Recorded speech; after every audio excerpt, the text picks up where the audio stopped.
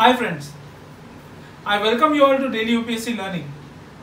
Today, in this lecture, we are going to learn the last thing about the ancient India as well as the connecting link between ancient and medieval India, that is post-Gupta period and early medieval India period.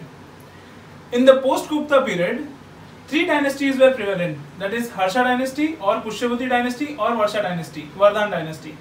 And in the southern India, that is in the Karnataka, these regions, Chalukya's dynasty was there and Pallavas of Kanchipuram. Now Vardhan dynasty was the first dynasty to be present in the northern India. आपके पास अगर Oxford या Orient Longman का map हो, आप इसमें देख सकते हैं, that is page number 42, empire of Harshavardhana.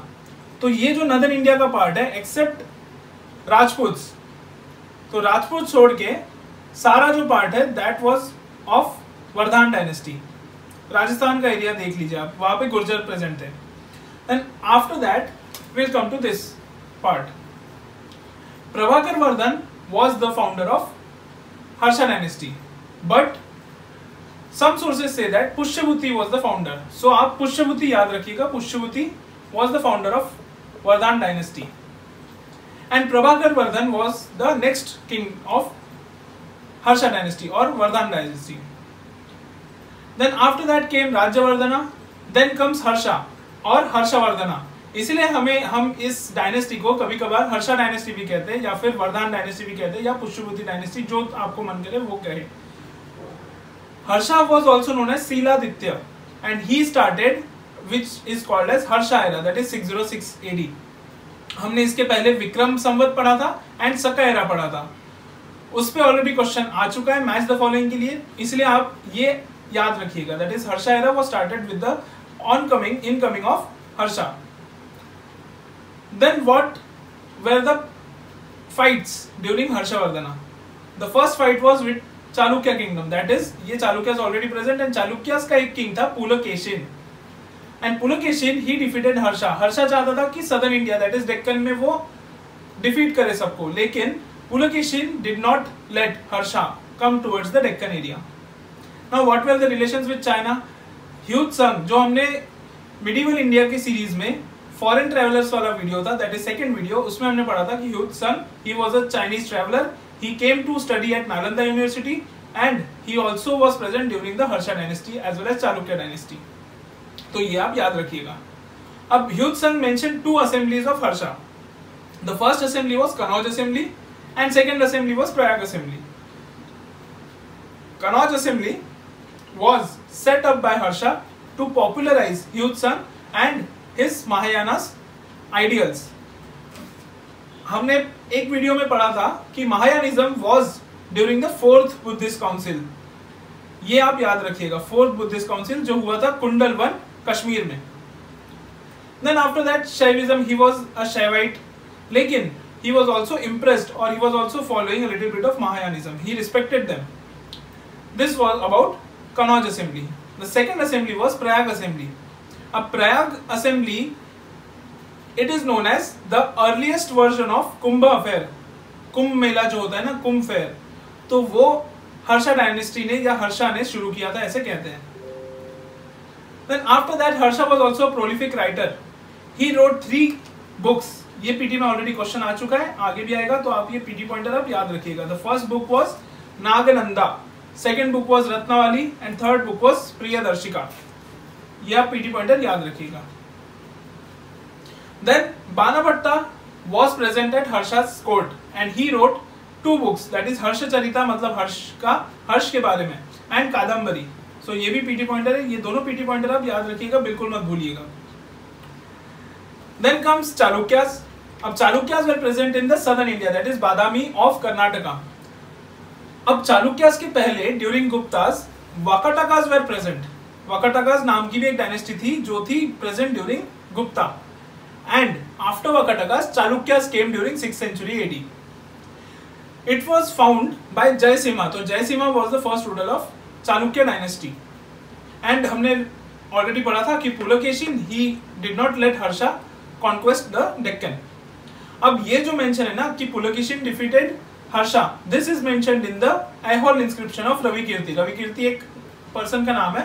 It was present, it wrote the inscription which mentioned Pulakeshin defeating Harsha. Now Hyutsung also, he was also present during the Chalukya court. And इतना ध्यान में रखिएगा कि पुलकेशिन को भी हराया था किसने, पल्लवा रूलर ने, that is Pallavas of Kanchi. तो ये ध्यान में रखना कि ये तीनों का स्ट्रगल था एक दूसरे में. इसीलिए पल्लवा का जो रूलर है हम लोग अभी पढ़ेंगे, Narasimha Varman, it is also known as Mammalla, जिसने महाबलीपुरम बनाया. अभी जो चाइना की इन्फॉर्मल समिट हुई है महाबलीपुरम, ये नरसिम्हा वर्मन ने बनाया, इसलिए ये बहुत ज्यादा इंपॉर्टेंट है. ये पीटी पॉइंटर आप याद रखिएगा. Sorry for the pen. ठीक है. He is also known as Vatapi Konda, मतलब the one who is defeating the Vatapi. Vatapi was also known as Badami. It was the headquarter of Chalukyas or Pulakeshin, and that is why Narasimha Varman is known as Vatapi Konda. अब इसके बाद में राष्ट्रकूटाज है, फिर होयसालाज है. ये हम next इसमें पढ़ेंगे, नेक्स्ट सब्सिक्वेंट वीडियोस में. Then after that they were the founder of Vesara style. ये एक पीटी पॉइंटर है, ये आप भूलिएगा मत. They were the founder of Vesara style. Vesara style structural temples था, जो हम लोग जब कल्चर पढ़ेंगे तब वेसारा स्टाइल और क्लियरली पढ़ेंगे कि एक्चुअली ये क्या था. Then Aihole temples are the examples of Vesara style. अब पल्लवास ऑफ कांची, पल्लवास ऑफ कांची जो थे, they were Brahmanical Hindus and they were more focused on art and architecture rather than their defeating और पॉलिटिक्स. बट पॉलिटिक्स में सबसे इंपॉर्टेंट है कि दे spread Indian culture into the South east Asia, that is Cambodia. तो ये आप याद रखिएगा. और ये जो पल्लवास या फिर Chalukyas, they both were fighting with each other for the dominancy of Krishna and Tungabhadra river. तो दिस वाज द एरिया जहां पे ये लोग फाइट करते थे एक दूसरे के लिए, उस रीजन के लिए. Then after that सिम्हावर्मन was the founder of Pallava dynasty. उसके बाद आए महेंद्र वर्मन, फिर आए नरसिम्हा वर्मन जिसे कहते हैं Mammalla, and he is also known as Vatapi Konda. He made rath temples of Mahabalipuram. तो ये पीटी पॉइंटर कभी भी आ सकता है क्योंकि इस बार Mahabalipuram is very important, informal summit हुई है. एंड नरसिम्हा वर्मन 2 आया था. Narasimha Varman 2 is also known as Rajasimha and he built shore temples of Mahabalipuram. तो ये शोर टेम्पल जो है, it was built by Narasimha Varman 2 और Rajasimha, and the rath temples और the other architecture of the Mahabalipuram was made by Narasimha Varman 1. And last ruler जो थे वो थे नंदी वर्मन. अब ये तो हो गया पोस्ट गुप्ता क्या था. पोस्ट गुप्ता के बाद अर्ली मिडिवल पीरियड में, that is 7th century two 1200 century और 1200 और 13th सेंचुरी, इस टाइम पे 4 dynasties were very prevalent. That is first one is Rajputs, जो हमने मैप में ऑलरेडी देखा था कि इतना जो एरिया था that was not conquered by Harsha, and that is why this area belong to Rajputs. The second was Pala dynasty of Bengal और eastern India. Third was Rashtrakutas of Deccan and the fourth was Chola empire. तो ये आप याद रखिएगा. मैंने 3 डायनेस्टी इसीलिए बोला क्योंकि नदर इंडिया में 3 dynasty, that is Gurjar, Pratihar, Pala and Rashtrakuta, they were very famous और they were fighting for dominance over Kannauj area, that is in UP. And why? Because this was the center of all the political activity during those times, and that is why before the oncoming of Ghuri or Muhammad Ghazni or Delhi Sultanate, this tripartite struggle was in vogue and Gurjar Pratihara was an empire. Then after that north में राजपूत्स में बहुत सारे अलग अलग feudal lords थे, that is अलग अलग छोटे छोटे जो किंग्स होते हैं, या फिर फ्यूडलिज्म प्रिवेलेंट था. फ्यूडलिज्म मतलब एक बड़ा किंग होगा एंड किंग के नीचे बहुत सारे ओवरलॉर्ड्स होंगे छोटे नीचे, and they used to maintain the military for the upper king. और ऐसे ओवरलॉर्ड्स कौन से थे? Chauhans of Ajmer, Pratihara of Kannauj, Parmar of Malwa, Solanki of Kathiawar, Tomar of Delhi and Sisodia of Mewar. ये ऑलरेडी पीटी में मैच द फॉलोइंग के लिए क्वेश्चन आ चुका है, इसलिए ये मैच द फॉलोइंग में इंपॉर्टेंट होगा. Mihir Bhoj was the founder of this Gurjar Pratihara dynasty. तो ये आप याद रखिएगा, Mihir Bhoj. Then after that comes Pala dynasty. अब पाला डायनेस्टी जो था, it was present in eastern India, that is Bihar, Bengal वगैरह ये side, and the head quarter of it was Munger, that is in Bihar. Gopal was the founder and Dharmapal revived this Nalanda University. He also found Vikramshila University. ये PT pointer आप याद रखिएगा. Vikramshila founder कौन थे? Dharmapal. Then after Pal dynasty came Sena dynasty, and एक PT में question आया था, that is Jaidev's Geet Govindam, it was present during Sena dynasty, Jaidev Geet Govind. Then comes Rashtrakuta dynasty, it was present in the southern India, that is Deccan and central India. अब इसमें जो है दंती Durga was the founder of Rashtrakuta dynasty. His headquarter was Malkhed और Manyakhed, which is presently in Karnataka. Govinda III was an important ruler and अमोघ वर्षा आप याद रखिए, वो भूलिएगा मत क्योंकि पीटी में ऑलरेडी क्वेश्चन आ चुका है. He wrote the first or the earliest Kannada literature known as Kavi Rajmarg. That is why he is important. He was a prolific writer like Harsha. Krishna one, ये हमने कुछ लोगों ने बहुत अच्छे से पढ़ा होगा क्योंकि एलोरा में जो कैलाश टेम्पल है जो अपसाइड डाउन कार्व हुआ है, वो जो है वो that was made by Krishna one of Rashtrakutas dynasty. ये भी बहुत बार पीटी में क्वेश्चन आ चुका है, पता नहीं कईयों बार आ चुका है.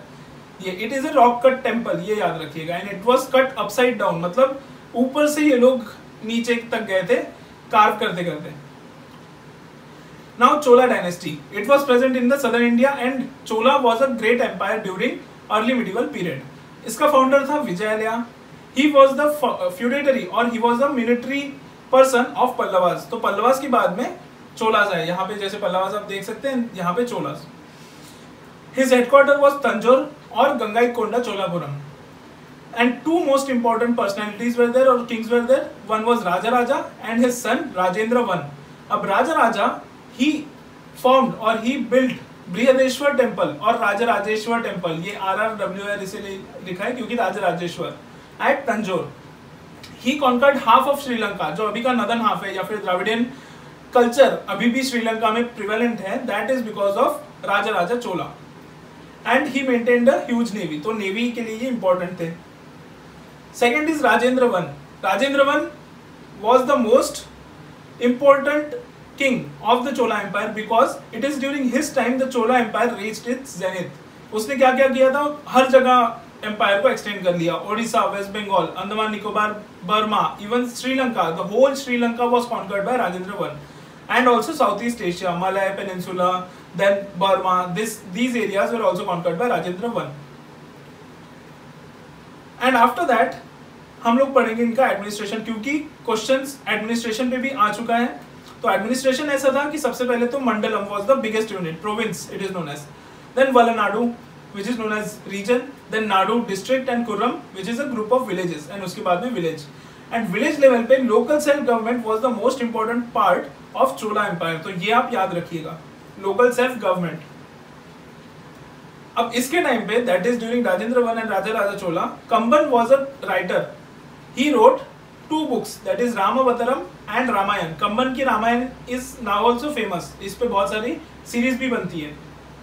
And during Chola Empire, Dravida style was in vogue, or they found Dravida style of architecture that is present in Kailasnath temple of Kanchipuram. Kailas temple of Ellora, it is different, and Kailasnath temple is different. Kailas temple of Ellora was founded by Krishna I, and Kailasnath temple was during Chola of Kanchipuram. And Nataraja style जो mains में already question आ चुका है कि इस पे 2013 या 14 में क्वेश्चन आया था कि about culture, that is Nataraja style, what do you understand about the Nataraja, ये था. तो this image making art was found at its climax during this Chola empire. So ये आप याद रखिएगा.